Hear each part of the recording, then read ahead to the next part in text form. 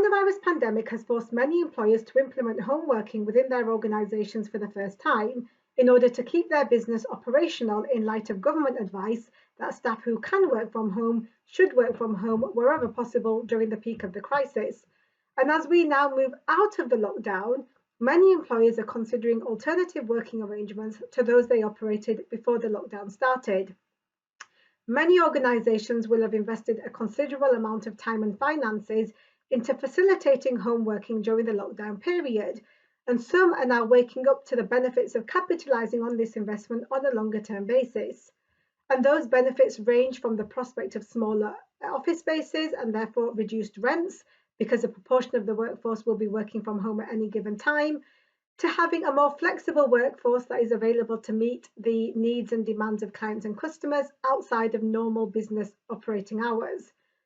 And similarly, many employees who have experienced home working for the first time will have found it beneficial to their personal circumstances, whether that's because they find they are more productive at home, or whether they simply enjoy not having to undertake the daily commute into the workplace.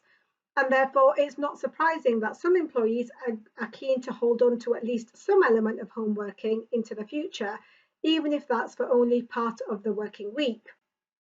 So what are some of the key considerations for employers to bear in mind in relation to implementing home working within their organisation on a more longer term basis? I think the first thing that's worth mentioning is the need for appropriate home working policies. So many organisations who have implemented home working during the lockdown did so at a time of crisis and simply didn't have enough time to put together the necessary legal frameworks to formalise those arrangements, albeit those arrangements were temporary.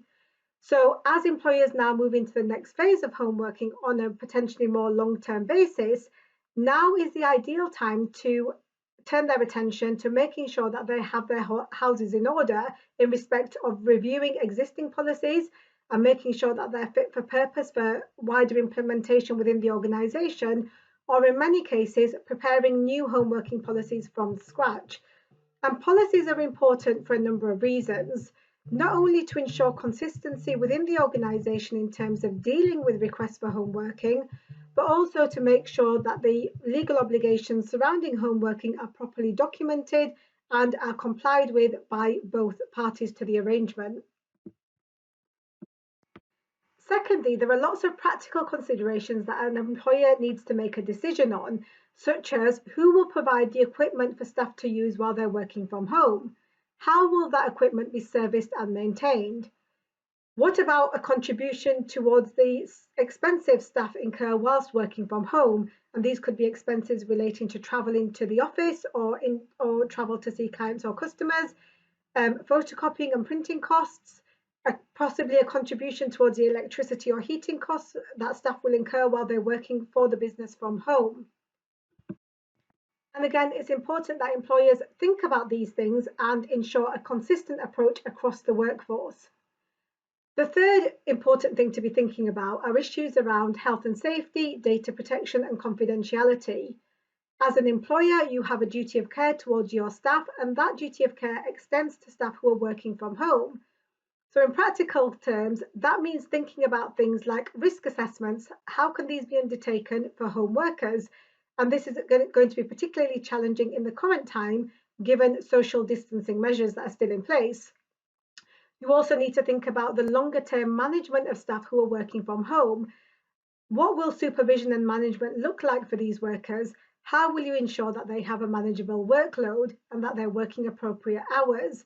How will you ensure their mental health is protected? So employees who are working from home for the first time might actually find that they struggle with the new work-life balance. So what support will be in place to make sure that staff aren't struggling in this respect? In terms of issues around data protection and confidentiality, many of the security measures that employers implement into the workplace won't necessarily easily translate into a home environment. So in practice, the risks around these issues might actually be heightened in a home working arrangement.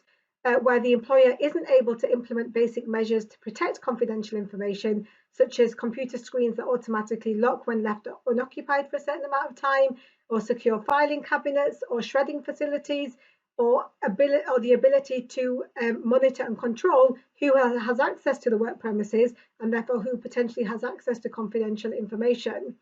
So policies relating to data protection and confidentiality need to be revisited to make sure that they reflect the home working scenario and the particular issues that might arise in a home working environment.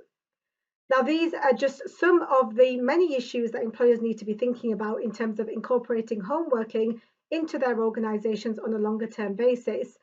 And all those issues and more are considered in further detail in our article on the employment law considerations of home working.